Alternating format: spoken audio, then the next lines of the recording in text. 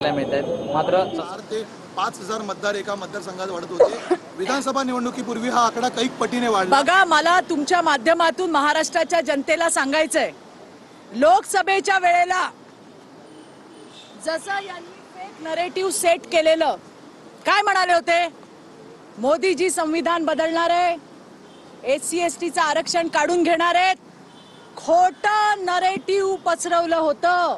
काय झालं, पहिल्या दिवसापासून देशाचे सन्माननीय प्रधानमंत्री, राज्याचे सन्माननीय मुख्यमंत्री हे ओरडून सांगतायत, कुणाचा बाप आला तरी संविधान बदलू शकत नाही।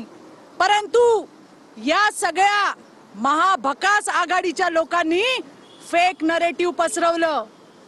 लोक त्यावेळेला यांच्या झाशात आली, पण विधानसभेला त्यांना कळलं सगळी चोर मंडळी एक झालेली आहे।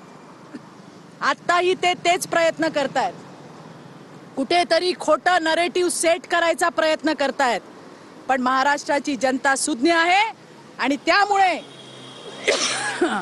भाषण आणि टोमण्यांना नाही, विकासाला प्राधान्य आहे, भाषणांना आणि टोमण्यांना नाही। आणि विकास प्रगती पाहिजे असेल तर महायुतीची कास धरली पाहिजे, देवेंद्रजींच्या सोबत चाललं पाहिजे, महाराष्ट्राच्या जनतेला माहिती आहे। आणि त्यामुळे यांनी किती नौटंकी केली, यांच्या पराभवाची पार्श्वभूमी हे बनवतायत। मी पुन्हा सांगते, स्थानिक स्वराज्य संस्थांमध्ये यांची जी माती लोक करणार आहेत ना महाराष्ट्रातली जनता, त्याची पार्श्वभूमी हे बनवतायत। जनता महायुतीच्या सोबत आहे, जनता देवेंद्रजींच्या सोबत आहे।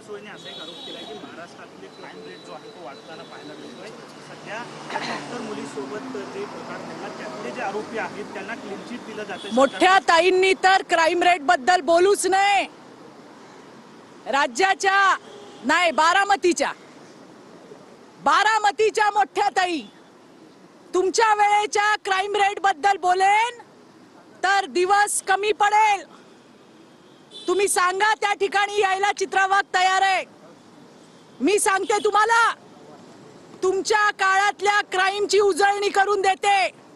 एकच वानगी दाखल म्हणून एकच उदाहरण सांगते, हिंगणघाट मध्ये आमची निर्भया, जिला जिवंत जाळली पेट्रोलने, तिचा अंत्यविधी करत नव्हते आणि त्या हिंगणघाटच्या निर्भयाचं अंत्यसंस्कार लोक करत नव्हती, रस्त्यावर आली होती। तेव्हा बारामतीच्या मोठ्या ताई, तुमच्या वेळेचे तत्कालीन मुख्यमंत्री उद्धव ठाकरे यांनी त्यांच्या परिवाराला कलेक्टरला सांगून मागण्या लिहून दिल्या होत्या।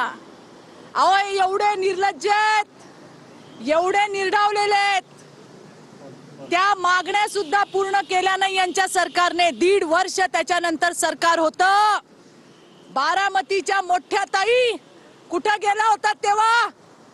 त्यांच्या मागण्या सरकारमध्ये आल्यावर जर कोणी पूर्ण केल्या असतील तर त्याचं नाव मुख्यमंत्री देवेंद्र फडणवीस आहे। लाज वाटली पाहिजे तुम्हाला। आणि तुम्ही कसल्या क्राईम रेटच्या गोष्टी करताय? ज्या गोष्टी होत आहेत त्याच्यासाठी तात्काळ आरोपींना अटक करण्याचं काम चालू आहे। ही समाजातली विकृती आहे, तुम्ही आम्ही सगळ्यांनी ठेचून काढली पाहिजे। कधी नव्हे, इतक्या अद्ययावत फॉरेन्सिक व्हॅन या देवाभाऊच्या राज्यामध्ये या महाराष्ट्रात आल्या। तुम्ही काय केलं? अरे, तुम्ही तर महाराष्ट्राच्या इतिहासात पहिल्यांदा राज्याचा गृहमंत्री जेलमध्ये गेला, ज्याच्यावरती आरोप झाले। लाज वाटू द्या थोडीशी। आणि म्हणून आज पण माझं चॅलेंज आहे, क्राईम रेटवर बोलायचं असेल तर तुमची 2.5 वर्ष आणि आमची वर्ष सांगा कधी आणि कुठे येऊ ते।